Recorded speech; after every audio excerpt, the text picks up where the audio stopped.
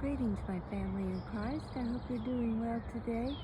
Today we are going to do the miracle of Jesus opening the eyes of a blind man. And we'll find that in Mark 8:22 through 26.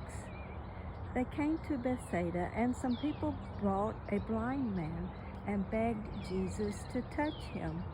He took the blind man by the hand and led him outside the village. When he had spit on the man's eyes and put his hands on him, Jesus asked, "Do you see anything?" He looked up and said, "I see people that look like trees walking around." Once more, Jesus put his hands on the man's eyes. Then his eyes were opened, his sight restored, and he saw everything clearly. Jesus sent him home, saying, "Don't even go to the village." Praise God for his precious word and for his precious miracles and restoring the sight of the blind man. I am sure there are many of us that have had our eyesight at least improved with glasses. Do you remember whenever maybe you couldn't see the board and the teacher realized that you needed to have glasses and sent you to the office to be tested? I certainly remember that, and what a blessing when I could finally see leaves on the trees and could make out images that I hadn't even known I missed.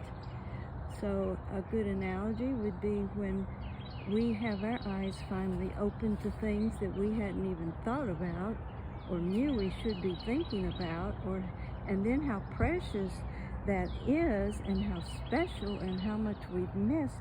We just want to embrace it for all that it's worth and be thankful that finally our eyes are open, literally, figuratively, and we have so much to be thankful for. And I had a thought this morning along those lines. Grace is seeing your life before your eyes, and you're not dead. You're still alive. Grace is when we see things, and as the man was healed, it took Jesus a second time to put his hands on him, on his eyes, to help him to see. Just in the same metaphorically way, if we can't see something Jesus wants us to see or know, get closer. Let God touch you again. Sometimes it takes more than 2 times. Let him be in your life. Let the presence of Jesus give you direction and wisdom, and be so blessed for it that we don't even know how we could be blessed until we seek Jesus' guidance, his love, his mercy, and his presence.